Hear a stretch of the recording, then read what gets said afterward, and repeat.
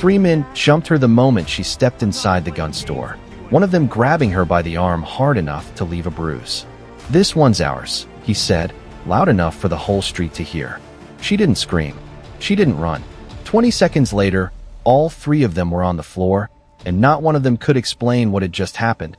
But the real shock came an hour later, when police pulled the men's records and discovered they'd been planning something considerably worse than a random attack. And the only reason anyone found out in time was because they'd made the mistake of picking the wrong woman to grab first. Fenwick Arms sat on a quiet commercial strip in a mid-sized suburb, the kind of gun shop that had operated for 11 years without a single incident more serious than a shoplifted box of ammunition. Rifles hung along the back wall in careful rows, handguns sat under glass along the front counter, and a small radio played quietly behind the register, the ordinary soundtrack of an unremarkable Wednesday afternoon. It was a quiet afternoon, the store nearly empty, when Odalise Marchetti pushed through the front door on her way to pick up a scope she'd ordered the week before.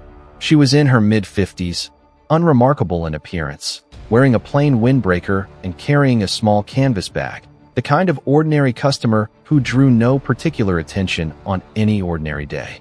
Three men were already inside when she entered, positioned near the ammunition wall in a way that a more suspicious observer might have recognized as deliberate rather than casual. The clerk on duty, a young man named Perry, had noticed something off about their behavior in the 10 minutes before Odalise arrived, though he hadn't yet decided what to do about the vague unease sitting in his stomach. The moment the door chimed behind Odalise, the largest of the three men crossed the store in 4 quick strides and grabbed her by the upper arm, his grip hard enough to leave a mark that would still be visible the following day. "This one's ours," he said to his companions, loud enough for the whole street to hear through the glass storefront. "Grab the other bag." Perry froze behind the counter, his hand hovering uselessly near a phone he hadn't yet managed to pick up. Odalise didn't scream. She didn't struggle against the grip in any way that looked, in that first half-second, like resistance at all. She simply looked down at the hand on her arm, then up at the man's face, with an expression that had nothing to do with fear. What happened next took less time than it took Perry to finish dialing 911. Odalise's free hand found the man's wrist, and in a single fluid motion that redirected his own forward momentum against him, she broke his grip and put him on the ground with a technique that looked, to Perry's untrained eye, less like a struggle and more like something demonstrated in a controlled training environment. Her movements carried no wasted energy, no telegraphed wind-up, the specific economical violence of someone whose body had internalized the sequence so completely that conscious thought had largely stepped aside to let trained reflex handle the situation instead. The second man lunged toward her from the side, and she pivoted into him before he'd fully closed the distance, her elbow finding his solar plexus with enough precision to drop him to his knees, gasping, his hands instinctively going to his midsection rather than continuing his attack. The third man, faster to react than his companions, pulled a knife from inside his jacket. Odalise closed the distance before he'd finished raising it, her hand redirecting his wrist while her other hand and hip combined into a technique that put him on his back hard enough to knock the weapon skittering across the floor, while out of reach before he'd even registered he was falling. The entire encounter took roughly 20 seconds. Perry stood frozen behind the counter, phone finally connected to 911 dispatch, unable to form coherent words for several seconds as he stared at three grown men groaning on the floor of his employer's gun store, put there by a woman who looked, in every visible respect, like someone who'd wandered in to pick up a scope order. If something about this woman's calm is already sitting with you the way it should, this is a good moment to send this video to a friend who needs to see what happens over the next hour. Odalise checked each of the three men briefly, the specific clinical efficiency of someone confirming injuries rather than gloating over them, then straightened her windbreaker and approached the counter with the same unhurried composure she'd carried since walking through the door. "I believe I have a scope on order," she said. "Under Marchetti." Perry stared at her, phone still pressed to his ear, dispatch asking questions he'd entirely stopped processing. "Ma'am," he managed, "what did you how did you dash?" "Training," Odalise said. "A long time ago. It doesn't fully go away, even when you'd prefer it to stay quiet." Police arrived within 4 minutes, responding officers moving through the door with weapons drawn, finding a scene that took their sergeant, a broad man named Kessler, a long moment to properly process. 3 men restrained by their own injuries rather than any physical binding. A young clerk still holding a phone with a dead dispatch call, and a composed woman standing calmly at the counter as though she were simply waiting to complete an ordinary purchase. "Ma'am," Kessler said, once his officers had secured all 3 suspects. "Can you walk me through what happened here?" "They attacked me the moment I walked in," Odalise said. "I defended myself.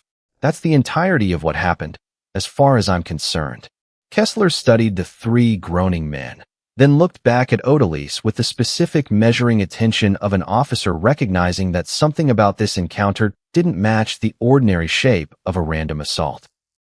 3 armed men attacked you, and you put all 3 of them down in what your clerk here is describing as under 30 seconds, he said. "That's not ordinary self-defense, ma'am. I need you to be straight with me about your background." Odalise considered the question the way she considered most questions now, weighing exactly how much of an honest answer the moment actually deserved.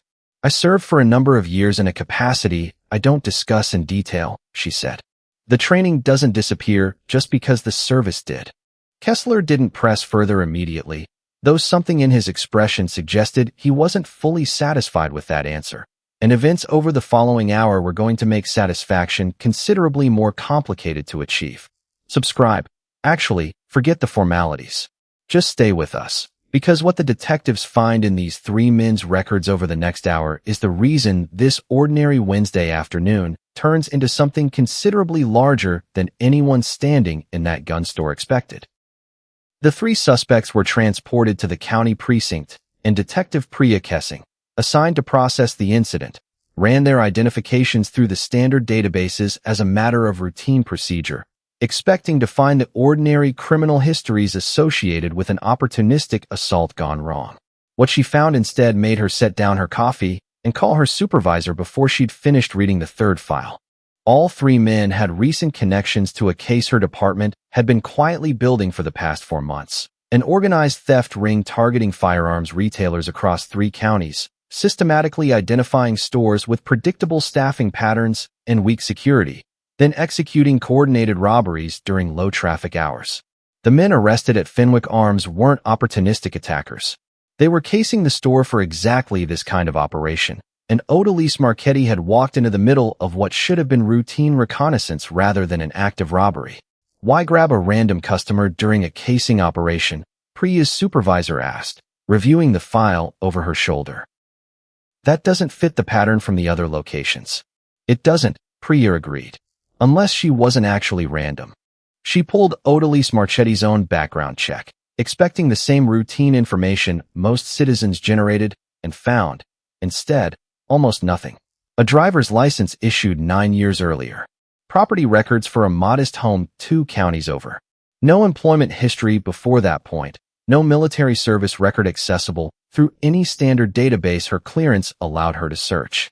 "That's not an ordinary civilian file," Priya said. "That's a constructed identity. If you've ever wondered what it costs to build an entirely new life around forgetting who you used to be, stay with us. Because what Priya discovers next is going to reopen a chapter Odalise Marchetti believed had been permanently closed." Priya drove out to Odalise's modest home that evening and found her sitting on the front porch, as though she'd been expecting exactly this visit since the moment police arrived at the gun store that afternoon. "Detective Kessing," Odalise said, before Priya had shown any identification. "I imagine you have questions." "How did you know my name?" Priya asked. "I didn't, specifically," Odalise said. "I know the particular way people who work investigations carry themselves when they're about to ask questions they already suspect they know an uncomfortable version of the answer to. Sit down. This conversation deserves more than a doorstep." They sat together on the porch, and Priya laid out what she'd found. The theft ring, the 3 men's actual purpose at Fenwick Arms, the specific coincidence of Odalise walking into an active casing operation on the one day those particular men had chosen that particular store. "I don't think it was entirely coincidence," Priya said. "I think there's a chance they specifically targeted you, and I think you might know why better than I do." Odalise was quiet for a long moment, her hands folded calmly in her lap. There's a possibility, she said finally, that someone recognized me. Not as Odalise Marchetti. As someone I used to be, a long time ago. In a professional context, this ring's leadership might have crossed paths with under considerably different circumstances. What kind of circumstances? Priya asked. The kind that involved disrupting organized operations similar to the one you're describing, Odalise said. Weapons trafficking, primarily, across several years, in a capacity that required me to be very good at recognizing exactly the kind of casing behavior your theft ring has apparently been running for months. If someone from that world recognized me today, despite 9 years of deliberately not being recognizable, that would explain why 3 men who should have been quietly casing a gun store instead decided to grab a customer they had no operational reason to touch. How does someone stay unrecognizable for 9 years? Priya asked. What does that actually involve practically? New name, new address, minimal contact with anyone from the previous life, Odalise said. No social media, no public records beyond the ordinary minimum required to function as a citizen. You learn to live small, deliberately. It costs you things, friendships you can't safely maintain, a sense of continuity most people take entirely for granted. But it works, most of the time. Apparently not indefinitely. Priya absorbed this slowly, the pieces of an already unusual case rearranging themselves into a shape considerably more complicated than organized retail theft. You're saying this might not have been random, she said. You're saying someone might have sent them specifically for you. I'm saying it's a possibility I can't rule out, Odalise said. And if it's true, 3 arrests today doesn't end whatever this actually is. It just delays it. Subscribe to Legendary Veterans, because what happens over the following week is the reason Detective Kessing's entire investigation changed shape. And the reason Odalise Marchetti's carefully rebuilt quiet life got considerably more complicated before it got any safer. Priya's team spent the following week working 2 parallel threads, continuing to unravel the firearms theft ring's broader operation, and quietly investigating whether the attempted grab at Fenwick Arms represented a targeted attempt against Odalise specifically. The second thread produced results faster than anyone expected. Financial records recovered from one of the arrested men's phones revealed a payment considerably larger than anything associated with routine casing work, transferred 2 days before the incident, from an account traced, after considerable effort, to a shell company with connections to a weapons trafficking network Odalise had apparently helped dismantle years earlier. In the professional capacity, she declined to fully explain. Someone paid for this specifically, Priya told Odalise, meeting her again at the same porch 4 days later. Not the casing operation, the attempt to grab you. It was folded into their existing plans at Fenwick Arms because it was convenient timing, but the payment predates any of their theft ring activity at that location.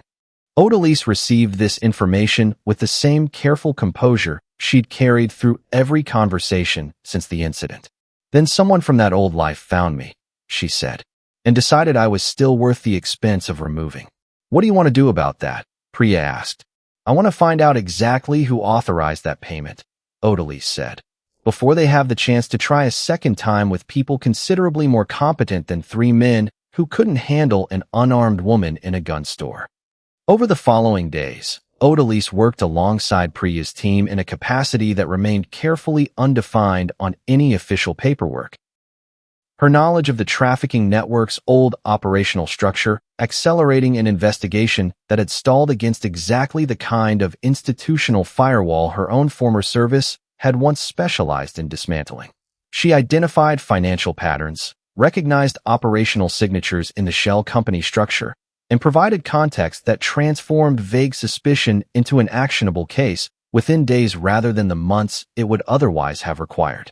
The breakthrough came when Odalise recognized a specific coded reference in the shell company's transaction history, a naming convention she recalled from a case nearly a decade old, connecting the payment authorization directly to a man named Dorsey Vance, a former associate of the original trafficking network who had apparently rebuilt a smaller version of the same operation in the years since Odalise's team had dismantled the original. He'd know your face, Priya said, once the connection was confirmed.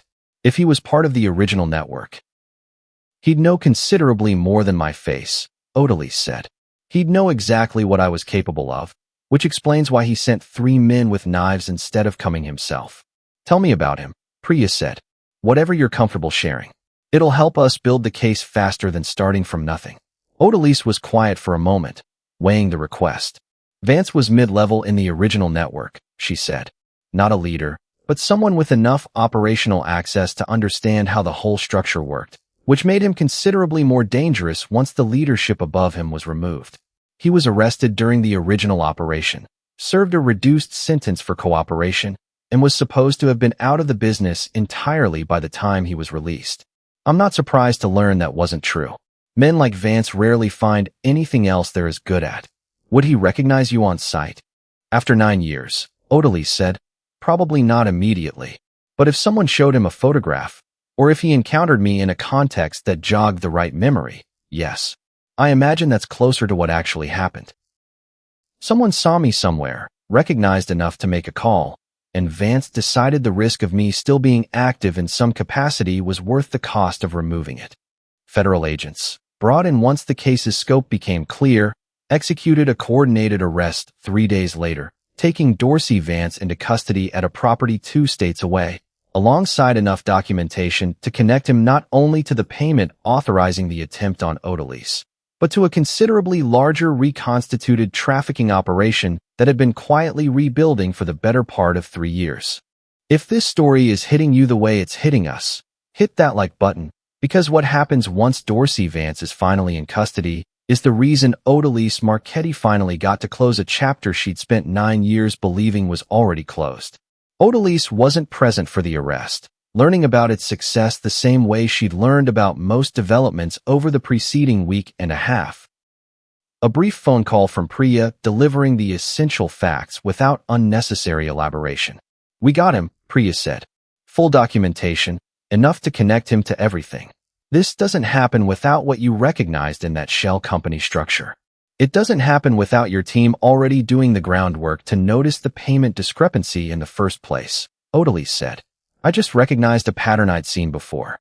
That's not the same as building an entire case around it. You could have said nothing, Priya said. After the attack, let it stay a straightforward assault charge and gone back to being Odalise Marchetti, nobody in particular. Why help with any of this instead? Odalise considered the question for a long moment. Because I spent 9 years building a life specifically designed to never matter to anyone in that particular way again, she said. And apparently, that life was never quite as invisible as I'd convinced myself it was. I'd rather know exactly who still remembers me and why, than spend another 9 years hoping nobody ever does.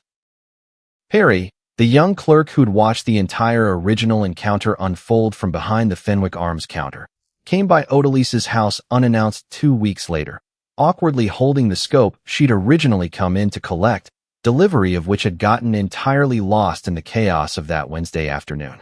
I figured you probably still wanted this, he said. Also, I wanted to say, I froze. Completely. 3 men attacked a customer in my store, and I couldn't even dial a phone properly. I've been thinking about that a lot. You called for help, Odalise said. Eventually, and correctly. That's what actually mattered. Not everyone needs to be the person who intervenes physically. Someone needs to be the person who gets the right people there afterward. Doesn't feel like enough, Perry said. It rarely does, in the moment, Odalise said. It usually turns out to have been exactly enough, once you look back at it properly. Some people carry an entire previous life folded up behind an ordinary Wednesday afternoon. And some ordinary Wednesdays turn out to be the exact moment that previous life decides it isn't quite as thoroughly buried as its owner had hoped. Odalise Marchetti had spent 9 years believing she'd successfully disappeared into an unremarkable, unnoticed existence. It took 3 men, 20 seconds, and 1 detective's careful attention to remind her that some pasts and some skills never actually stopped being findable, no matter how carefully the life built around hiding them has been constructed. If this story kept you here until the very last word, share it with someone who needs a reminder that the quietest person in any room is sometimes the only one who actually knows exactly what to do when everything falls apart.